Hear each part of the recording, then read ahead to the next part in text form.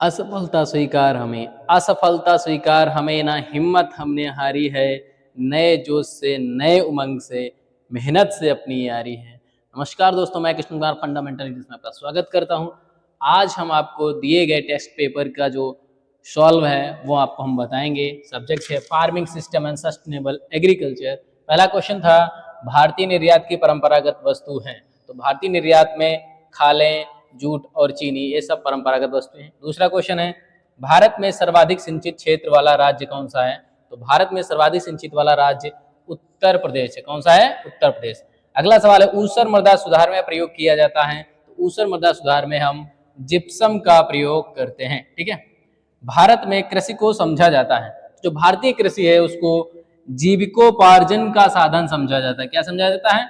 जीविकोपार्जन का साधन समझा जाता है। अगला सवाल है NAIP national agriculture innovation project ये किस वर्ष स्टार्ट हुआ था? ये दोस्तों 2005 में स्टार्ट हुआ था। कब स्टार्ट हुआ? 2005 में। अगला सवाल है कि भारतीय राष्ट्रीय खाद्यान्न सुरक्षा मिशन में सम्मिलित नहीं है, तो राष्ट्रीय खाद्यान्न सुरक्षा मिशन में जो तिलहन फसलें हैं वो सम्मिलित नहीं की गई हैं। ठीक है, कौन सी फसलें? तिलहन फसलें। अगला सवाल है भारत की औसत फसल चक्र सघनता है, जो एवरेज क्रॉपिंग इंटेंसिटी है वो कितनी है? 142%, 142% है। अगला सवाल एक हेक्टेयर में कितने वर्ग मीटर होते हैं? तो दोस्तों बहुत सरल सवाल है, एक हेक्टेयर में 10,000 वर्ग मीटर होते हैं।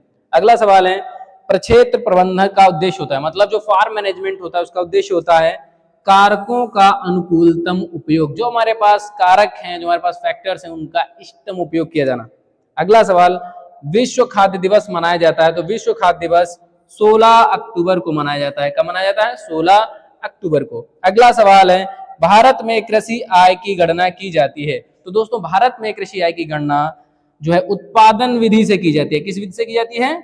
उत्पादन विधि से की जाती है। अगला सवाल है पूंजीवादी खेती किन देशों में प्रचलित है, तो पूंजीवादी खेती जो हमारे रोमानिया, ब्रिटेन और यूक्रेन है वहां पर प्रचलित है। अगला सवाल है बाढ़ प्रभावित क्षेत्रों में खेती की जाती है, इसका लेक्चर पूरा अपलोड किया है। दियारा खेती में की जाती है। कहाँ की जाती है? दियारा खेती की जाती है बाढ़ प्रभावित क्षेत्रों में। इसके बाद फुल फॉर्म है HEIA high external input agriculture. ठीक है। दूसरा है LEIA लो external input agriculture.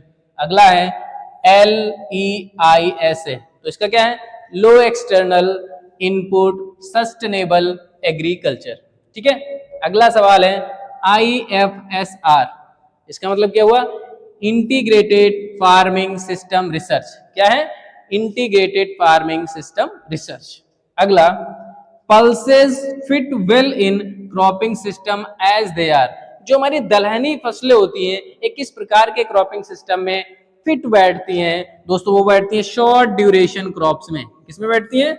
Short duration crops में। अगला सवाल है बहुत इंपॉर्टेंट है which crop can be suitably grown as a mix crop with wheat, गेहूं के साथ में कौन सी फसल मिक्स क्रॉप के रूप में, मिश्रित फसल के रूप में बोई जाती है? तो वो है आपका मस्टर्ड। कौन सी फसल है? मस्टर्ड। अगला है बहुत ज्यादा सवाल पूछा जाता है crop logging is method of, जो क्रॉप लॉगिंग मेथड है क्या है?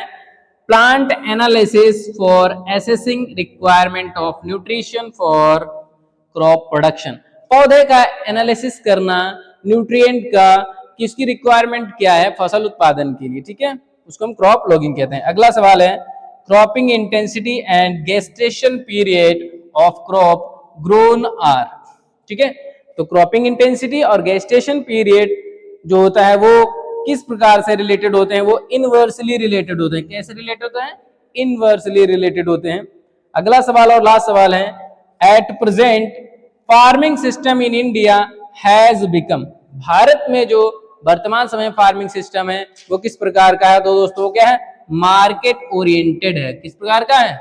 Market oriented. तो इसमें कुछ क्वेश्चंस आपके मिड ईयर एग्जाम में पूछे गए थे और कुछ क्वेश्चंस हमने इसमें ऐड कर दिए हैं, तो दोनों आप इसको केयरफुली देख लीजिएगा जिससे आप आसानी से अपने एग्जाम को कर सकते हैं। धन्यवाद।